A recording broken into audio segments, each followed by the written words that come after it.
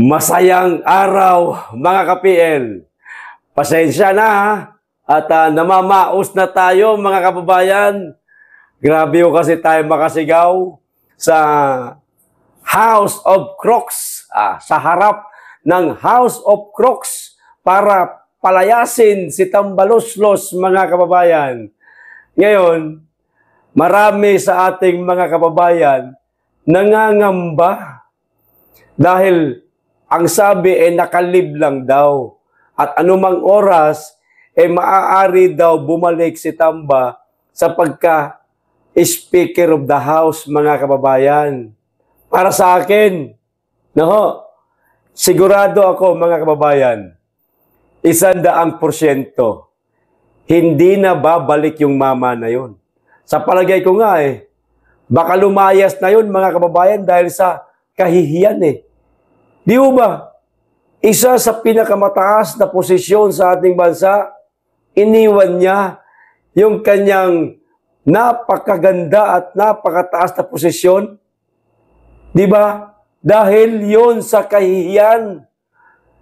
Napakarami nang nagpapatunay na siya sangkot sa korupsyon na nangyayari sa ating bansa. Mga kababayan, bilang patunay na hindi na po babalik si Tamba sa kanyang opisina dyan sa House of Representatives. Ito, may video kung ipapanood sa inyo mga kababayan. Ilang mga staff ng House of Representatives mga kababayan namataan na naghahakot po ng gamit ni Martin Romualdez palabas sa kanyang opisina, mga kababayan. Kung babalik pa yung mama na yun, bakit hinakot na etong mga gamit niya?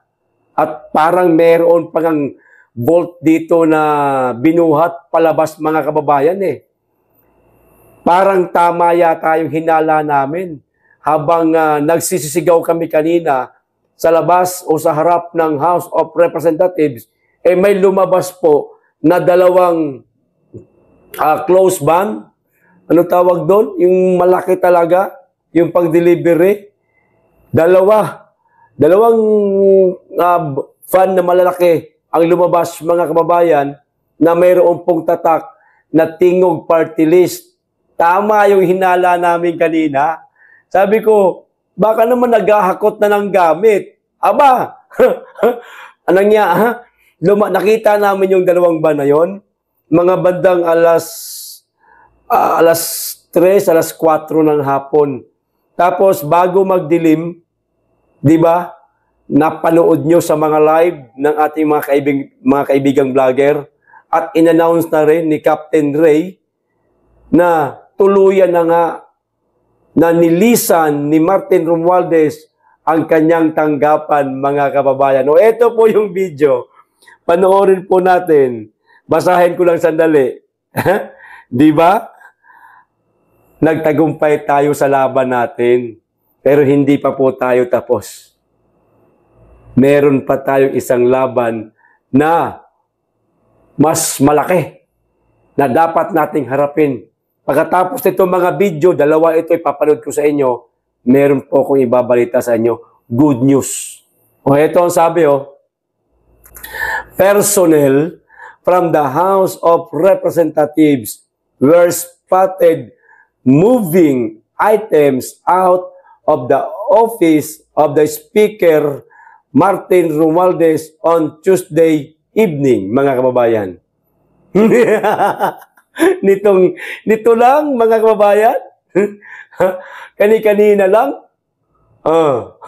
Siguro yung mga nakita naming van na lumabas, yun yung mga malalaking mga tawag ito, mga malalaking gamit niya sa loob ng kanyang opisina.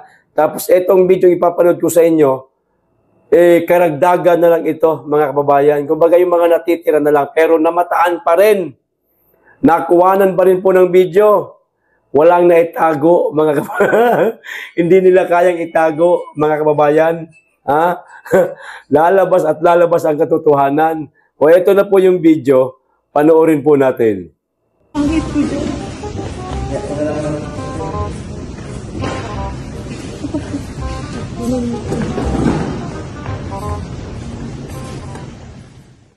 Ay, hindi pala parang Volt yon mga kababayan, refrigerator pala. Sorry naman. Kasi palingin ko kanina, hindi ako nakasalamin. Akala ko Volt na yun eh. Nagulat ako, nakayang buhatin ng dalawang tao. Refrigerator pala yon mga kababayan.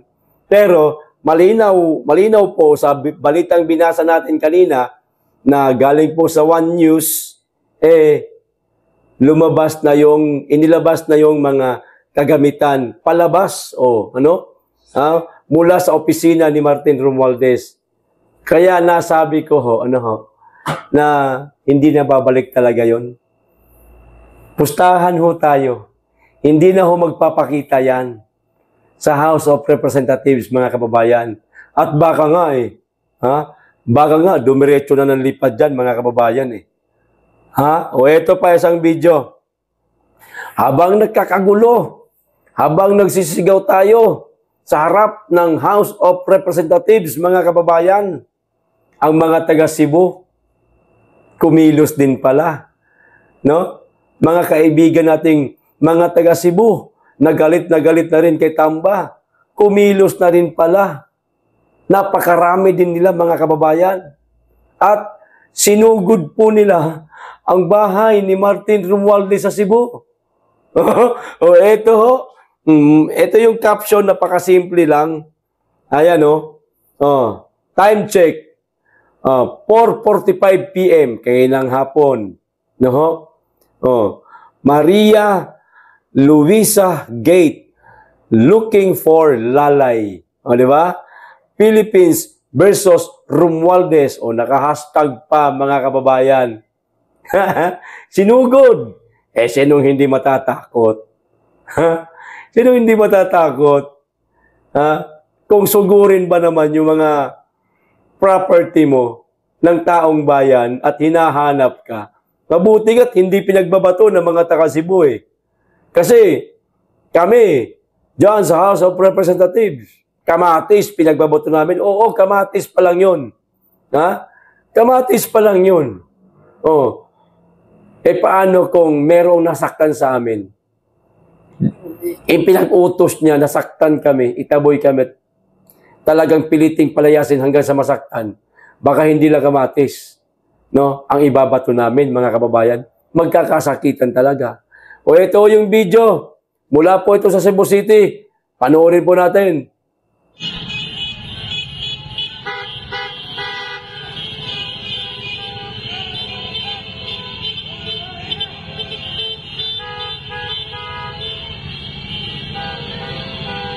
Nami ron sa gates, Mary Luisa. Nangita mi sa buhaya.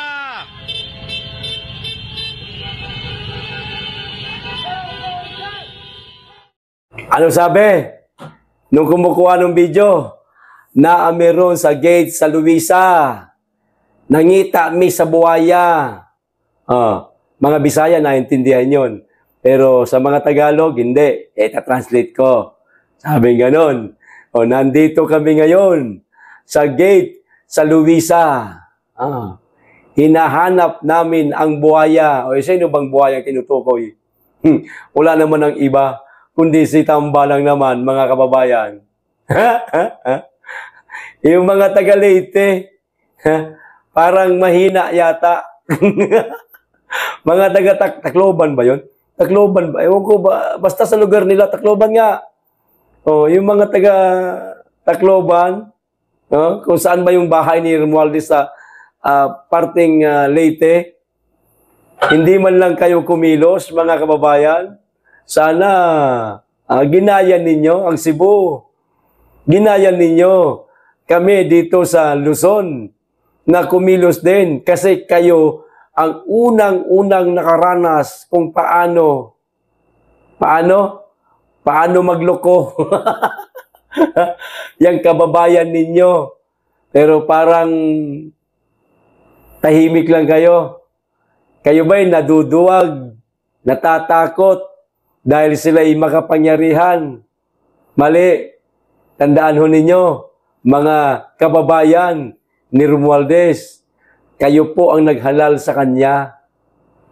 Dapat po, kayo din mismo ang mangunang mag-ingay, at punain siya kung napapansin nyo na meron siyang hindi magandang ginagawa sa kanyang panunungkulan. Huwag po kayong magbulag-bulagan. Huwag niyo pong takpan ang inyong mga bibig. Kung may nakita kayong mali, abay, karapatan niyo po na mag-ingay laban sa kanya. No?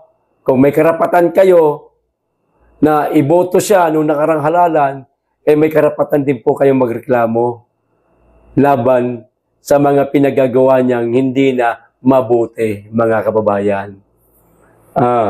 Kaya, ulitin ko, wala nang Martin Romualdez tayong masisilayan, mga kababayan, sa House of Representatives.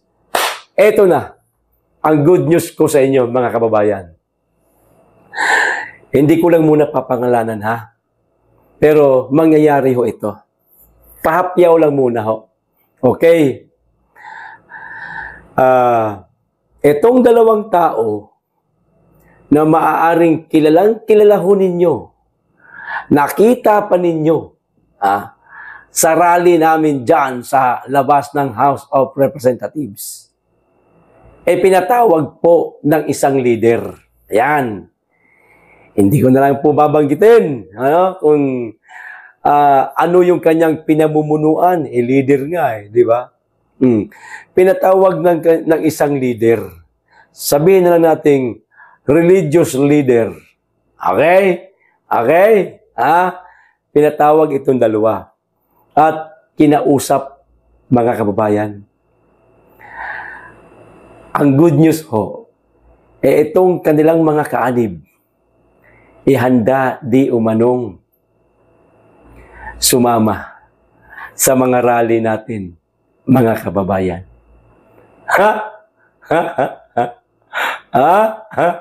Sa ngayon, hindi ko po muna i-reveal kung anong sekta ho ito sila. Okay? Hindi sila ganun ka tinatawag nitong mayroong pagkakaisa. Hindi ganun. Pero masasabi ko na sa pagkakataong ito, maaaring magkaisa ho sila, mga kababayan. Alang-alang po sa sigaw ng nakararami na dapat tuldukan na ang napakalalang korupsyon sa ating bansa. Nang sa ganon, hindi maging apektado ang tayong lahat, lalo na yung ating mga kababayan na pinakamahihirap sa lipunang ito.